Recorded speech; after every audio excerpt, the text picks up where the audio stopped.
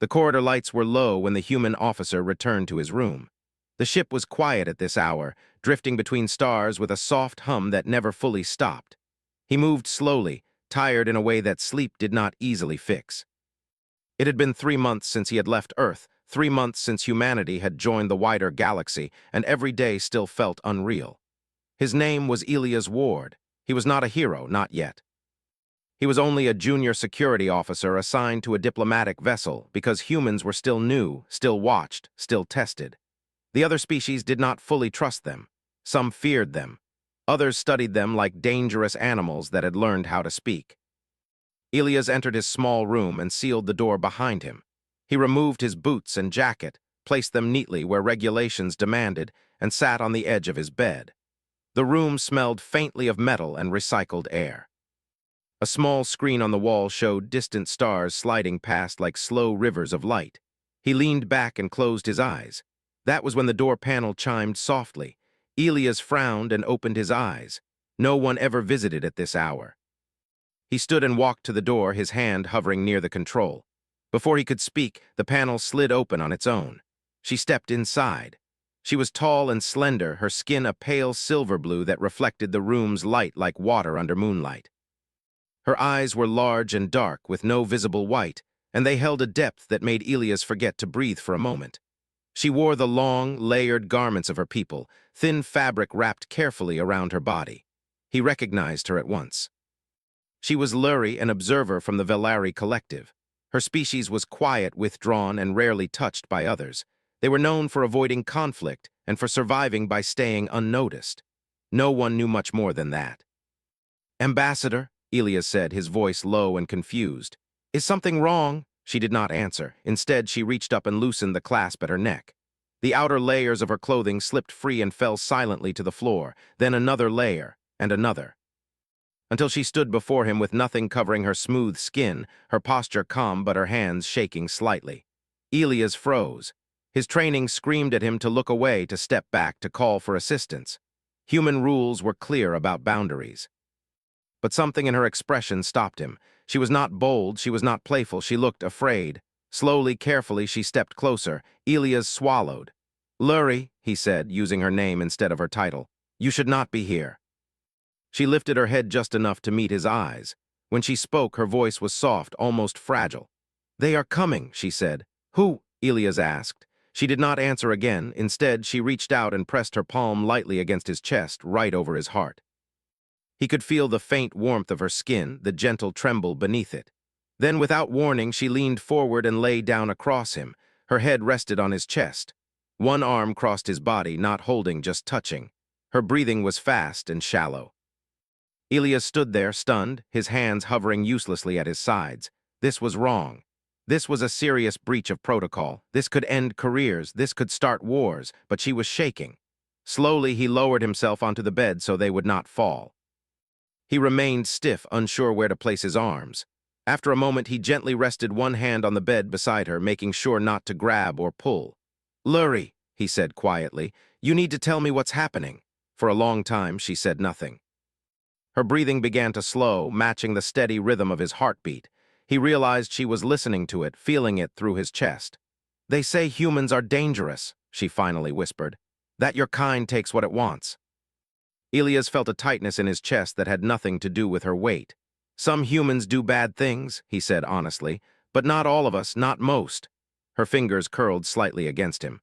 "My people have watched yours. You fight, you destroy, but you also protect. You stand between danger and those who cannot fight back." He said nothing, afraid that words might break the moment. "They will decide tomorrow," she continued. "The council, they will decide if the Velari are worth protecting or if we should be relocated." Elias understood that word. Everyone did. It meant removal, disappearance, quiet extinction disguised as policy. "Why come to me?" he asked. "Because you are human," she said, "and because you did not look at me like prey when we first met." He remembered that meeting. She had stood alone while others spoke over her. He had simply listened. In the silence of the room, the weight of her trust settled over him. He realized then that this was not intimacy as humans understood it. This was not desire. This was something older, something raw. She had placed her life against his heart. On the bridge of the ship, alarms suddenly flared to life. Elias felt the vibration through the floor. Lurie stiffened, her breath catching. Instinctively, without thinking, Elias moved his arm and rested it lightly across her back. Not to hold her down, just to let her know she was not alone. "It's okay," he murmured. "I'm here." She did not pull away. Moments later, his comm device buzzed. He ignored it at first, then reluctantly answered. "Ward," came the voice of his superior. "Security alert. Unknown vessel approaching. All personnel to stations." Elias closed his eyes. Of course, the galaxy never waited. "I'm on my way," he said. He looked down at Lurie. "We need to move." She lifted her head and looked at him, her eyes steady now. "Will you let them take us?" she asked. The question struck him harder than any weapon. "No," he said simply. He stood, carefully helping her to her feet. She retrieved her garments and wrapped them around herself once more, her movements calm again, as if the moment of fear had passed. As they stepped into the corridor together, Elias knew something had changed. Not just for him, not just for her. Somewhere in the vast, watching galaxy, a line had been crossed. Not by force, but by trust. The corridor was no longer quiet. Red warning lights pulsed along the walls as Elias and Lurie moved quickly toward the central decks. Crew members hurried past them, some staring openly at the Velari envoy walking beside a human officer. Whispers followed in their wake, fear and curiosity mixed together. Elias kept his posture calm, his pace steady. Inside, his thoughts raced. An unknown vessel during a council decision was not a coincidence. Someone wanted to influence the vote. Lurie stayed close to him, not touching, but near enough that he could feel her presence. Her steps were light, but her gaze was sharp now, scanning every corner. The fear he had felt from her earlier had not vanished. It had transformed into focus. They reached a junction where armed security blocked the path. "Officer Ward," one of them said sharply, "you're needed on defensive detail." And the envoy should return to her quarters immediately. Elias hesitated. He glanced at Lurie. She shook her head slowly. "If I go alone, they will isolate me," she said quietly. "Isolation makes decisions easier." The guard frowned. "Sir, this isn't." "She's under my protection," Elias said before he could stop himself. The words hung in the air. The guards exchanged looks. Finally, one stepped aside. 5 minutes, he said. "After that, command will intervene." Elias nodded and guided Lurie toward a side passage that led to a small observation chamber overlooking the hangar bay. Through the wide glass, they could see the unknown vessel. Dark, angular, and massive, its surface absorbing light instead of reflecting it. "That ship is not here to talk," Elias said. "No," Lurie agreed. "It belongs to the Cathari." Elias stiffened. The Cathari were known across the Alliance as aggressive expansionists. They spoke of order and stability while leaving broken worlds behind them. "They oppose our inclusion," Lurie continued. "They believe my people are weak, and weakness offends them." A voice echoed through the chamber as the ship-wide broadcast activated. The captain spoke calmly, but tension edged every word. The unknown vessel was demanding immediate negotiations and exclusive access to the Velari envoy. "They want you," Elias said. "They want silence," Lurie replied. "If my voice is removed, the council will choose convenience." Elias clenched his jaw. Not happening. As if summoned by his resolve, the chamber door slid open. Several high-ranking officers entered, along with 2 non-human diplomats. Their eyes went immediately to Lurie. "This situation is unacceptable," one diplomat said. "The Cathari have threatened withdrawal from the Alliance if the Velari are granted protection." "And," Elias asked, "and humanity's position is already fragile," the diplomat replied. "We cannot afford to anger them." Lurie stepped forward. Her voice was steady, but Elias could hear the strain beneath it. "You speak of balance," she said, "but balance that sacrifices the quiet will never be stable." The officers shifted uncomfortably. One of them addressed Elias directly. "Officer Ward, escort the envoy back to her quarters." Elias did not move. "With respect, sir," he said, "the Cathari ship is a threat. If we hand her over, we set a precedent. Today it's the Velari, tomorrow it's someone else." Silence filled the room. Finally, the captain spoke. "We will not surrender a guest," she said, "but we will hear what the Cathari want." Relief washed over Lurie's face, but it was brief. Moments later, the negotiation channel opened. The image of a Cathari commander filled the screen, tall, armored, eyes burning with cold confidence. "Your hesitation is noted," the commander said. "We request the Velari envoy as a gesture of cooperation. She remains under Alliance protection. the captain replied. The Cathari's gaze shifted, locking onto Lurie. Protection, he scoffed. From whom? You are surrounded by predators. Lurie's shoulders tensed. Elias took a step closer to her, not touching but present. She chose to stand with us, Elias said before command could stop him. That means something, the Cathari laughed softly. Humans speak of choice while carrying weapons. How amusing.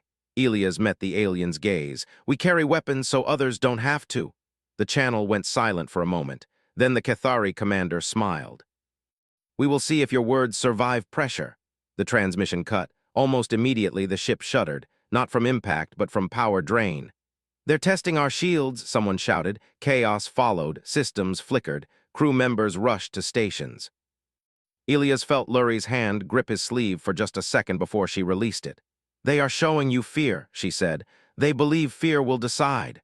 Elias shook his head. Not today. Hours passed in a blur of alerts and tense waiting. The Cathari vessel remained just outside weapons range, its presence a constant threat. The council vote was delayed. Everyone knew why. Late in the cycle, Elias was ordered to escort Lurie to a secure meeting chamber. As they walked, Lurie spoke softly. My people believe that courage is not loud, she said. It is choosing to remain when leaving would be safer. He looked at her. You're brave. She gave a small, sad smile. I am terrified. They reached the chamber. It was empty except for a single table and soft lighting. Once inside, the door sealed behind them. For a long moment, neither spoke. Then Lurie stepped closer and placed her hand over Elias' heart again, not laying across him this time, just touching. Whatever happens, she said, I will remember this. That a human chose to stand still instead of stepping aside. Elias felt the weight of the galaxy pressing in on that small room. He knew the next day would decide more than alliances. Outside, the stars watched silently. And somewhere between fear and hope, humanity was being judged. The council chamber was enormous, unlike anything Elias had imagined. Massive columns of polished metal rose to a ceiling lost in shadow. Alien delegates filled the seats in neat rows, each species with its own unique posture, gestures, and eyes that watched humans with suspicion and curiosity. The Veleri envoy Lurie walked beside him, her presence calm but commanding. The whispers of the earlier incidents had reached here too. The council was aware of the unusual events aboard the ship. Elias could feel their eyes, and it made him tighten his jaw. Humans were still considered wild cards, unpredictable, dangerous, perhaps incapable of diplomacy. But that was about to change. The Cathari delegation had already taken their place, their tall armored figures casting long shadows across the chamber.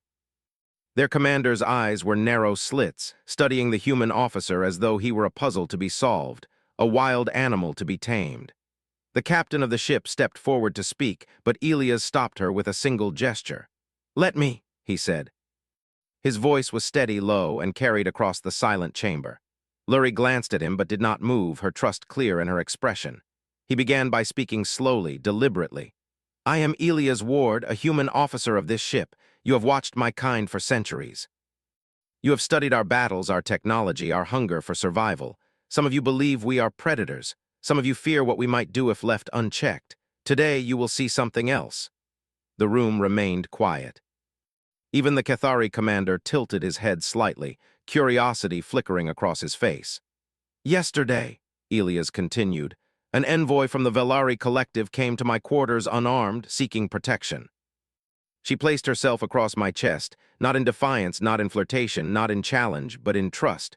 A human does not kill someone who offers trust. A human does not exploit someone who cannot fight. A human protects. Lurie stepped forward. She did not speak, but she lifted her hand and touched the corner of Elias' arm lightly. The gesture was small, almost invisible, but the room felt it. Every delegate noticed it. They call us violent, Elias said, raising his voice slightly. They call us dangerous. They study us like we are monsters. But what you saw yesterday, what you see before you now, is what humanity has always been capable of. Courage is not measured by how many enemies we can defeat. Courage is measured by how firmly we stand for those who cannot stand for themselves. A murmur passed through the council. Some delegates exchanged looks. Others shifted in their seats. Elias could see doubt forming in the Cathari commander's eyes, though he did not look away. The Veleri envoy trusted a human because she believed humans could be more than what the galaxy fears. She was right. I stand here not as a threat, not as a predator, but as a protector. Humanity has been tested. Humanity has been observed. And humanity has chosen to show mercy, restraint, and loyalty when the galaxy expected chaos. Lurie spoke finally. Her voice, soft and melodic, filled the chamber. He speaks the truth. Humans are not like others assume. They do not take what they want. They choose to guard what is precious, even at risk to themselves.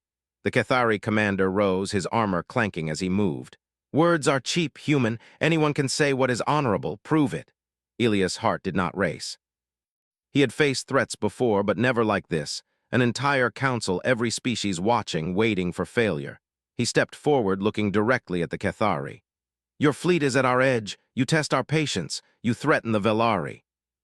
If you attack, every system we protect will fight back. You will find no prey here. You will find discipline. You will find courage. You will find humans who protect, not exploit. Decide carefully.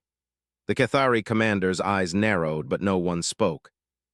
The pause stretched long, the tension almost unbearable. Then slowly he sat down. The armor's hiss echoed across the chamber. The message was clear, the threat was acknowledged but contained. Silence returned. Then one by one, delegates began nodding, speaking quietly to each other. Lurie's species had been listened to, but more importantly, the human officer's words had carried weight across the chamber. For the first time, humans were not feared as wild predators. They were seen as guardians. The council voted. Not a single human vote was present. Ilias could only watch, but he felt the outcome in the tension of the room. When the final tally was read, the Velari were officially recognized as protected under the alliance. The Cathari threat remained outside the border, acknowledged but constrained. Lurie turned to Ilias. Relief and gratitude filled her eyes, but so did something more: respect. You have changed how they see us, she said softly. You have changed how they see humans. Ilias exhaled. The chamber's weight lifted slightly. He had done what humans had always done best, not through conquest, not through intimidation, but by standing firm when it mattered most. Later, after the council had adjourned, Ilias and Lurie returned to his quarters. The room was still quiet, the hum of the ship their only companion. Lurie stepped close again, but this time she did not lie across him. She simply stood near, allowing him the space to breathe. You showed them, she said, her voice gentle. All of them. That humans can be trusted. I didn't do it alone, he replied. You trusted me first. For a long time, neither spoke. The stars outside the small viewport slid past, endless and silent, but inside that room, a small truth had been formed. Humans were no longer merely observers of the galaxy. They were participants, guardians, protectors. The Alliance would remember this moment, though the galaxy might take years to fully understand it.